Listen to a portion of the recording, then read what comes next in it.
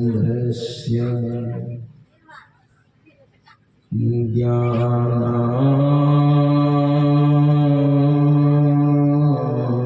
ज्ञानाञ्जन शलाकया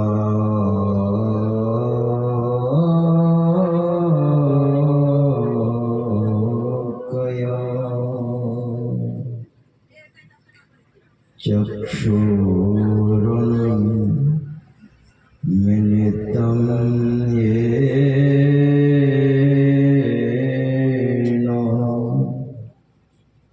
तस्मै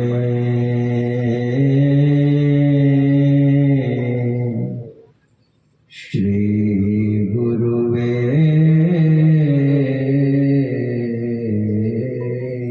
नमः।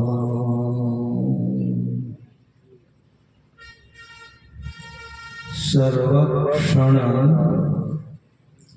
स्मरणीय अनंत श्री विभूषित परम पूज्य पाद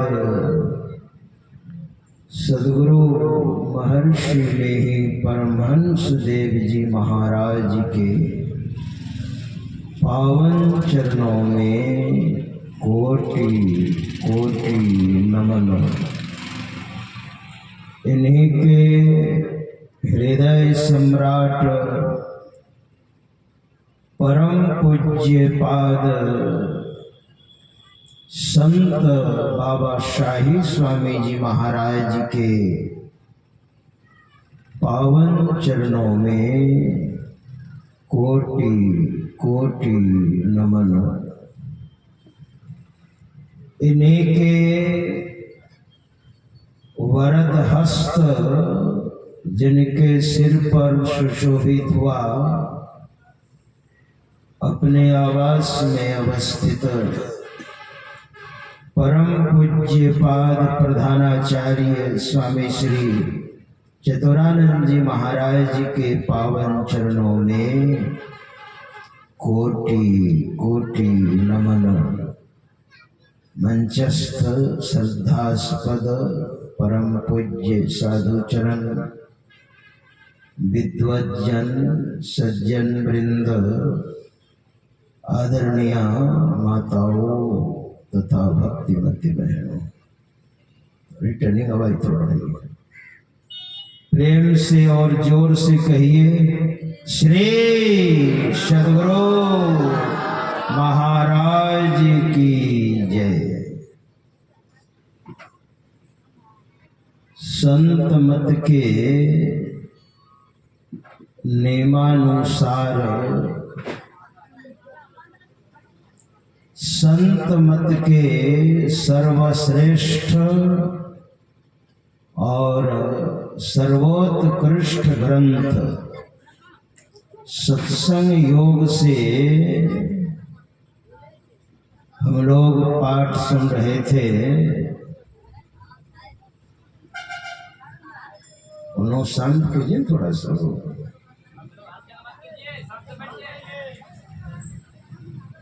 हमारे परमाराध्य श्री सद्गुरु महाराज जब भक्ति पर प्रवचन करते थे तो उसके पहले ईश्वर स्वरूप का गुरुदेव का प्रवचन होता था। ईश्वर का स्वरूप क्या है, ईश्वर का वास्तविक स्वरूप क्या है, हकीकत में वे कैसे हैं,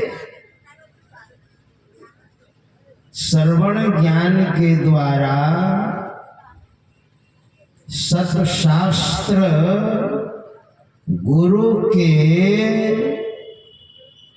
माध्यम से, धर्मशास्त्र के माध्यम से,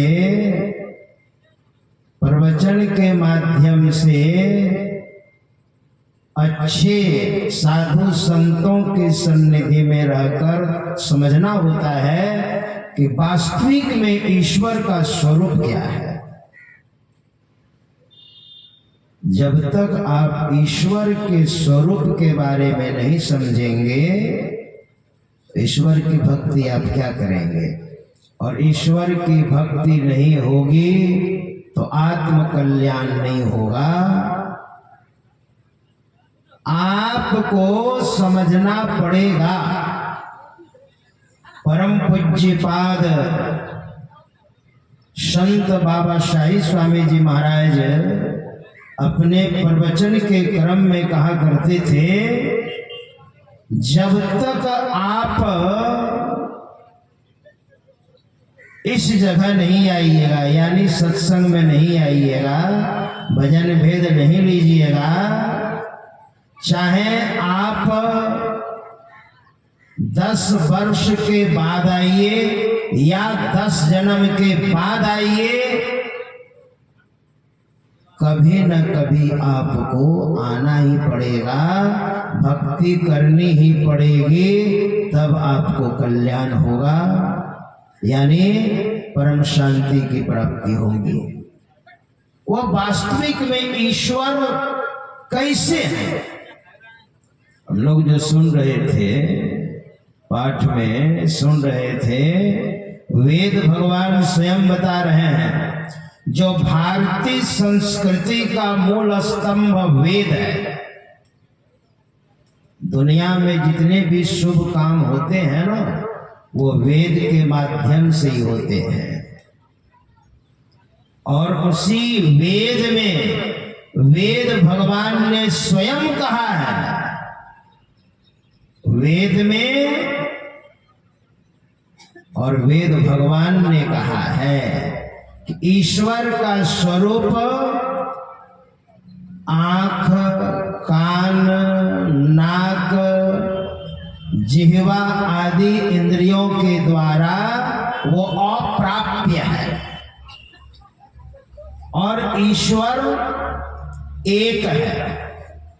भगवान अनेक हैं, लेकिन ईश्वर अनेक नहीं है, वो एक है।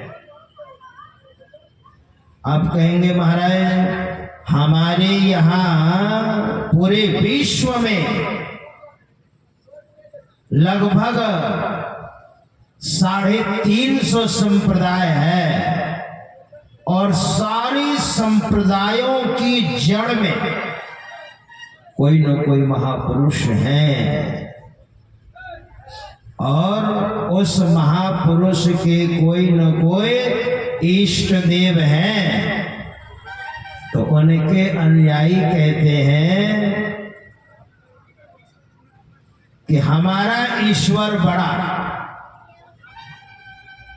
तो बताइए, लगभग 350 संप्रदाय है, और एक संप्रदाय में एक ईश्वर, तो 350 ईश्वर न हो गए फिर? नहीं। देखिए, भगवान सूर्य को मानने वाले, अभी अभी छठ व्रत निकला है, भगवान सूर्य को उपासना होती है उसमें। तो सूर्य को मानने वाले जो भक्त होते हैं, उसको सौर कहा जाता है। सौर, सूर्य को मानने वाले को सौर कहा जाता है। और भगवान गणेश को मानने वाले, यानी भगवान गणेश के जो अनुयायी हैं, उनको गणपति कहा जाता है। और भगवान शंकर को मानने वाले, उनको शैव कहा जाता है।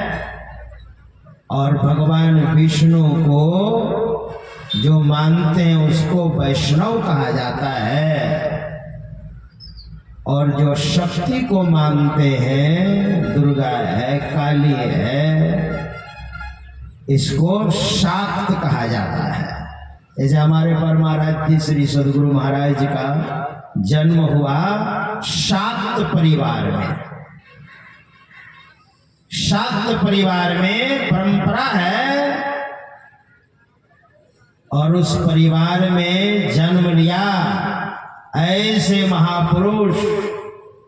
और जानते हैं दीपावली के दिन भी गुरुदेव के यहाँ मछली बन रही थी। आश्चर्य होगा आपको। और गुरुदेव को भी मछली खिला दी। मछली का कांटा गले में लटक गया,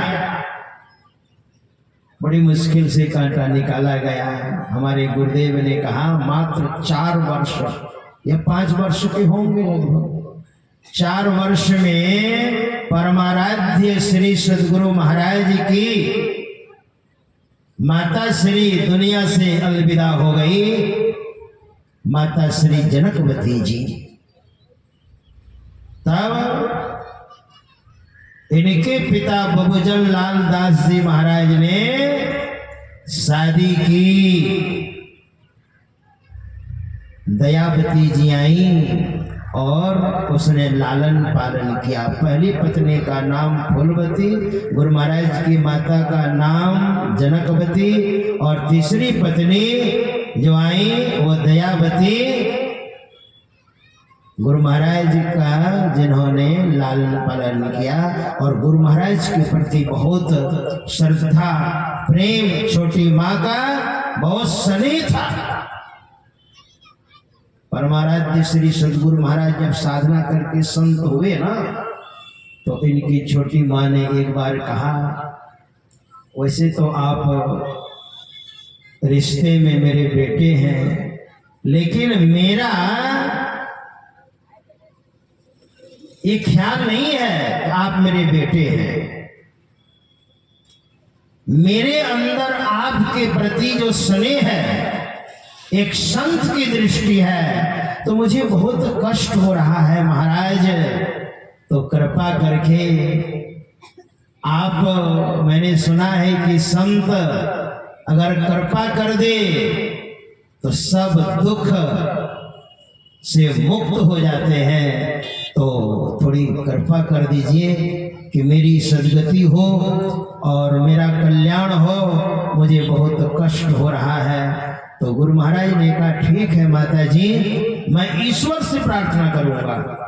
और इतने बड़े संत, ईश्वर जो कह दे, जो संकल्प कर ले,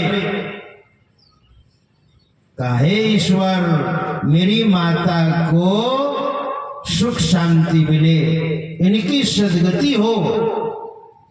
और छोटी माँ दयावती का शरीर बहुत जल्दी छूट गया। देखिए, मेरे कहने का अभिप्राय कि हमारे गुरु महाराज का जन्म हुआ था शाक्त परिवार में, यानी शक्ति को मानने वाले। ये 5 हो गए,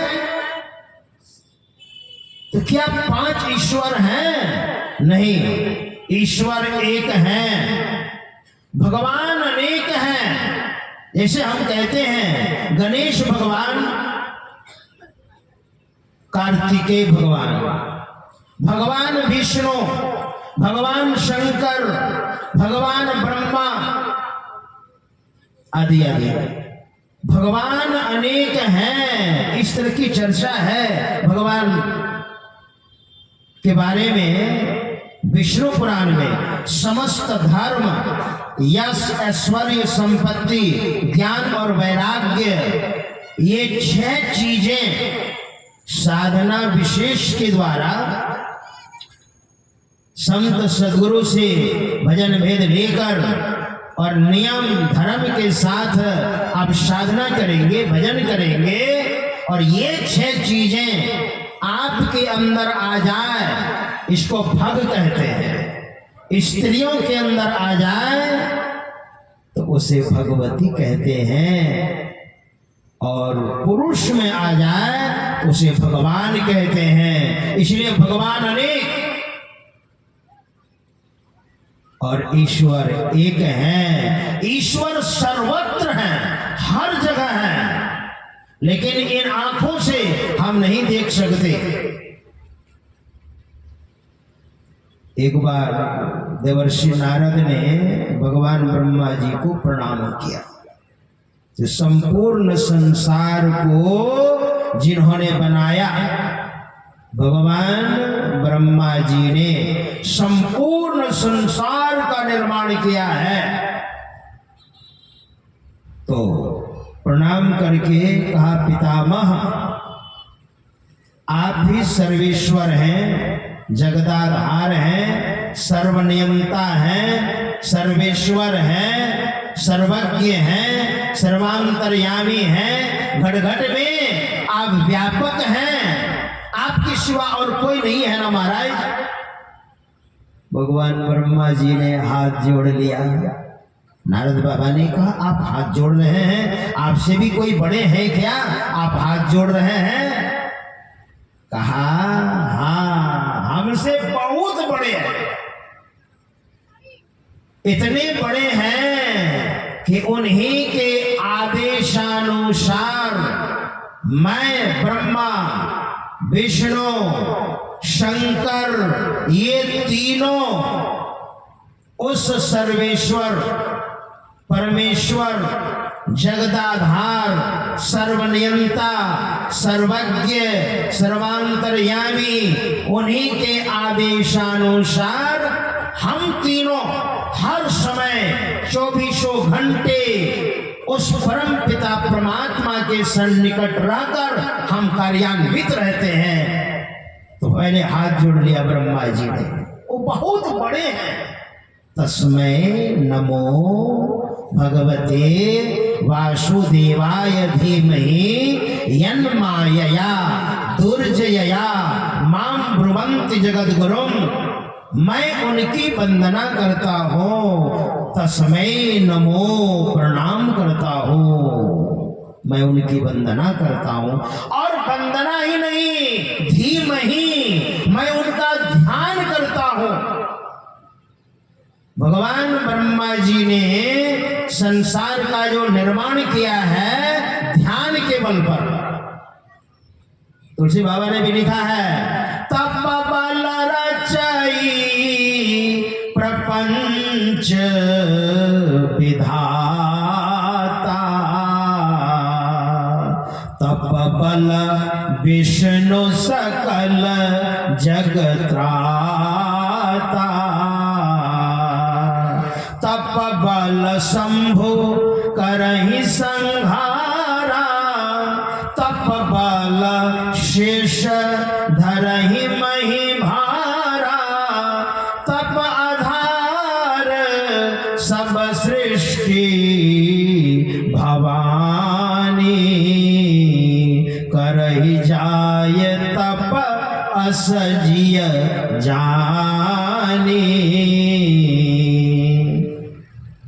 ध्यान के प्रताप से भगवान ब्रह्मा जी उस सर्वेश्वर जगदाधार के आदेशानुसार ध्यान के द्वारा अपनी शक्ति को परमात्मा की शक्ति में कनेक्ट कर दिया है, जोड़ दिया है, संबंध कर दिया है। और उस परम पिता परमात्मा के आदेशानुसार भगवान ब्रह्मा जी सृजन करते हैं, भगवान विष्णु उन्हीं के आदेशानुसार पालन करते हैं। और उस परम पिता परमात्मा के आदेशानुसार भगवान शंकर संहार करते हैं। और उस परम पिता परमात्मा के आदेशानुसार शेष भगवान, पौराणिक ग्रंथों के अनुसार शेष भगवान के सिर पर यह संपूर्ण संसार या पृथ्वी है।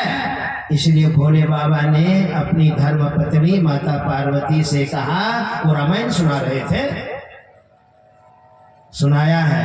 तो इस तरह से हमारे परमाराध्य श्री सदगुरु महाराज कहते हैं, वह सर्वेश्वर, वह परमेश्वर, वह जगदाधार हर जगह है।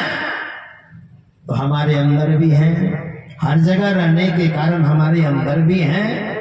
तो भजन भेद लेकर उस प्रक्रिया को समझकर और साधना कीजिए बाल बच्चों के बीच में रहकर। और खाद्य पदार्थ मांस है, मछली है, शराब है, खैनी है, बीड़ी है, पान पराग है, तिरंगा है इत्यादि जो त्याज्य पदार्थ है, ये हमारे लिए खाने का नहीं है। वेदों में जो भारतीय संस्कृति का मूल स्तंभ है उसमें लिखा हुआ है मनुष्य का ये भोजन नहीं है, और सब प्राणियों का भोजन है। मनुष्य के अलावे जो त्याज्य पदार्थ है इसको त्याग दें। और हमारे लिए जो परमात्मा ने भोजन निर्धारित किया है, हम शाकाहारी प्राणी हैं, तो वेदानुकूल जो आचरण है करते हुए गुरु से दीक्षा लेकर के आप भजन कीजिए, वह परमात्मा आपके अंदर में प्राप्ति होगी, बाहर में नहीं। यही परमाराध्य श्री सद्गुरु महाराज का ज्ञान है और सब महापुरुषों का और सारे धर्म शास्त्रों का यही ज्ञान है। तो कर्म कर्म से आप श्रवण करेंगे। ये आपकी सेवा में कह दिया। श्री सद्गुरु महाराज की जय।